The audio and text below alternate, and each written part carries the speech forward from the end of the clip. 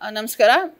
ಇತ್ತೀಚಿನ ದಿನಗಳಲ್ಲಿ ನಮ್ಮ ಬೆಂಗಳೂರು ಸಿಟಿ ರೋಡ್ಗಳಲ್ಲಿ ಈ ರೋಡ್ ರೇಜ್ ಇನ್ಸಿಡೆಂಟ್ಸ್, ರೋಡಲ್ಲಿ ಹೊಡೆದಾಡ್ಕೊಳ್ಳೋದು, ಬಡ್ದಾಡ್ಕೊಳ್ಳೋದು, ಒಬ್ರಿಗೊಬ್ರು ಚುಚ್ಕೊಳ್ಳೋದು, ಆಮೇಲೆ ಕೆಲವೊಂದು ಮರ್ಡರ್ಗಳು ಕೂಡ ಆಗಿದೆ. ಈ ಸಣ್ಣ ವೆಹಿಕಲ್ ಸಂಬಂಧಪಟ್ಟಂತಹ ಗಲಾಟೆಗಳಿಗೆ ಎಡೆ ಮಾಡಿಕೊಟ್ಟು ಅದರಿಂದ ಜನರು ಬಹಳ ಕಷ್ಟಕ್ಕೀಡಾಗಿರುವಂತಹ ಅನೇಕ ಸಂದರ್ಭಗಳಿದೆ.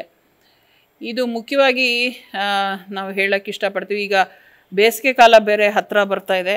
ಜನರು ಭಾಳಷ್ಟು ತಾಳ್ಮೆ ಹಾಗೂ ತಮ್ಮ ಒಂದು ಮೈಂಡನ್ನ ಕೂಲಾಗಿ ಇಟ್ಕೋಬೇಕಾಗಿ ನಾವು ನಿಮ್ಮಲ್ಲಿ ಕೋರ್ತೇವೆ. ಯಾಕೆ ಅಂದರೆ ಜನ ಹೆಚ್ಚಿನ ಸಮಯ ಈಗ ರೋಡ್ ಮೇಲೆ ಕಳೀತಾ ಇದ್ದಾರೆ.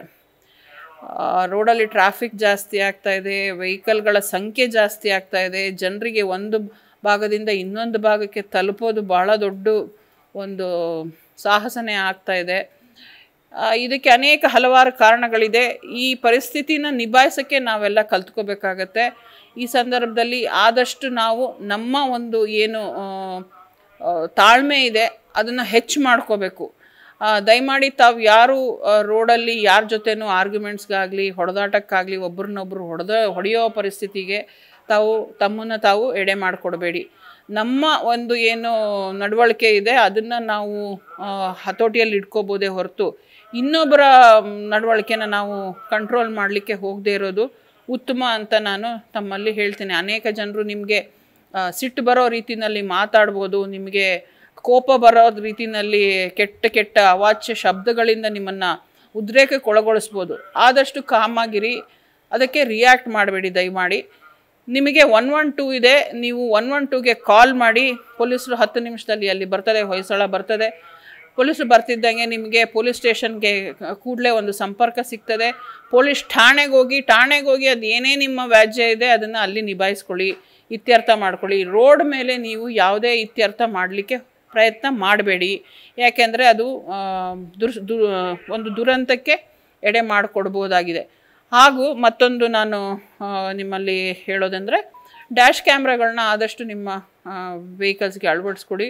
ಯಾವುದೇ ಒಂದು ದುರಂತ ಪರಿಸ್ಥಿತಿಯಲ್ಲಿ ನಮಗೂ ಸಹ ಒಂದು ಸುಲಭ ಆಗ್ತದೆ. ಕಾರಣಕರ್ತ ವ್ಯಕ್ತಿಗಳನ್ನ ಕಾನೂನಿನ ಅಡಿಯಲ್ಲಿ ಅವ್ರಿಗೆ ಶಿಕ್ಷೆ ಕೊಡಿಸ್ಲಿಕ್ಕೆ ಇದನ್ನು ತಾವು ಒಂದು ಅಭ್ಯಾಸ ಮಾಡ್ಕೊಳ್ಳಿ. ಮತ್ತು ನೀವು ಬೆಂಗಳೂರಿಂದ ಹೊರವಲಯದ ಜನಸಂದಣಿ ಇಲ್ಲದಂತಹ ರೋಡ್ಗಳಲ್ಲಿ ಹೋಗುವಾಗ ಯಾರೇ ನಿಮ್ಮನ್ನು ಅಡ್ಡ ಹಾಕಿ ನಿಲ್ಲಿಸಿ ಅಂತ ಹೇಳಿ ಪ್ರಯತ್ನ ಪಟ್ಟರೆ ಅದಕ್ಕೆ ದಯವಿಟ್ಟು ಆದಷ್ಟು ಜನಸಂದಣಿ ಇಲ್ಲದೇ ಇದ್ದಂತಹ ಜಾಗದಲ್ಲಿ ಅದಕ್ಕೆ ಎಡೆ ಮಾಡಿಕೊಡ್ಬೇಡಿ. ಹೋಗುವಾಗ ನಿಮ್ಮ ವಾಹನ ಸುಸ್ಥಿತಿಯಲ್ಲಿದೆಯೇ, ಅದರಲ್ಲಿ ಬೇಕಾದಷ್ಟು ಇಂಧನ ಇದೆಯೇ, ನೀವು ಯಾರ ಜೊತೆ ಹೋಗ್ತಾ ಇದ್ದೀರಾ, ಫ್ಯಾಮ್ಲಿ ಇದ್ದಾಗ ಜೊತೆಗೆ ಇನ್ನೇನಾದರೂ ಪ್ರೊಟೆಕ್ಷನ್ಗೆ ಯಾರಾದರೂ ಜೊತೇಲಿ ಕರ್ಕೊತೀರಾ, ಇದನ್ನೆಲ್ಲ ಯೋಚನೆ ಮಾಡಿ ಒಂದು ಟ್ರಾವೆಲ್ ಪ್ಲ್ಯಾನ್ನ ನೀವು ಮಾಡ್ಕೋಬೇಕಾಗ್ತದೆ. ರೋಡಲ್ಲಿ ಯಾರು ನಿಮ್ಮನ್ನು ಅಡ್ಡ ಹಾಕಿದೆ ಆದಷ್ಟು ನಿಲ್ಲಿಸ್ದಲೇ ನೀವು ಎಲ್ಲಿ ಒಂದು ಸುರಕ್ಷಿತವಾದ ಜಾಗ, ನಿಮಗೆ ಸಹಾಯ ಸಿಗುವಂತಹ ಜನರಿರುವಂತಹ ಜಾಗಕ್ಕೆ ಎಷ್ಟು ಬೇಗ ತಲುಪಲಿಕ್ಕಾಗ್ತದೆ ಅಷ್ಟು ಬೇಗ ತಲುಪಬೇಕು. ಯಾಕಂದರೆ ಹೊರವಲಯದ ಜಾಗದಲ್ಲಿ ಫೋನ್ ನೆಟ್ವರ್ಕ್ ಇರ್ತದೋ ಇಲ್ವೋ ಅದರ ಬಗ್ಗೆಯೂ ಸಹ ಯಾವುದೇ ಒಂದು ಗ್ಯಾರಂಟಿ ಇರೋದಿಲ್ಲ. ಈ ಸಂದರ್ಭದಲ್ಲಿ ನೀವು ಮಾಡ್ಬೋದಾದಂಥ ಒಂದೇ ಒಂದು ಕಾರ್ಯ ಅಂದರೆ ನೀವು ಸುರಕ್ಷಿತ ಜಾಗಕ್ಕೆ ಬೇಗ ನೀವು ತಲುಪಬೇಕು. ಆದಷ್ಟು ಫ್ಯಾಮಿಲೀಸ್ ಎಲ್ಲ ಇದ್ದಾಗ, ಮಕ್ಕಳಿದ್ದಾಗ, ಹೆಣ್ಮಕ್ಳಿದ್ದಾಗ ರಾತ್ರಿ ಸಮಯದಲ್ಲಿ ನೀವು ಟ್ರಾವೆಲ್ ಮಾಡೋದನ್ನ ಸ್ವಲ್ಪ ಅವಾಯ್ಡ್ ಮಾಡಿ. ಅನ್ಲೆಸ್ ಏನಾದರೂ ತುರ್ತು ಪರಿಸ್ಥಿತಿ ಇದ್ದ ಹೊರತು, ಅನಿವಾರ್ಯತೆ ಇಲ್ಲದೆ ಹೊರತು ನೀವು ಅದನ್ನು ಅವಾಯ್ಡ್ ಮಾಡೋದು ಒಳ್ಳೆಯದು.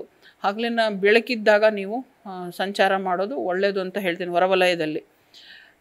ಇಷ್ಟು ಬಿಟ್ಟು ಇನ್ನು ನಾವು ಆದಷ್ಟು ಸಂಯಮನ, ನಾವು ತಾಳ್ಮೆನ ಪ್ರಾಕ್ಟೀಸ್ ಮಾಡ್ಕೋಬೇಕು ಆ್ಯಸ್ ಜನಸಾಮಾನ್ಯರು.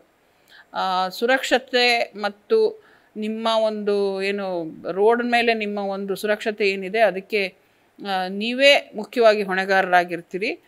ಸೊ ಜವಾಬ್ದಾರಿಯಿಂದ ಒಂದು ವಾಹನ ಚಾಲನೆ ಮಾಡಿ ಅಂತ ನಿಮ್ಮಲ್ಲಿ ಕೋರ್ಕೊಳ್ತೇನೆ. Thank you. ನ್ಯೂಸ್ ಫಸ್ಟ್, ನಿರ್ಭೀತಿಯಿಂದ ನಿಮ್ಮ ಪರವಾಗಿ.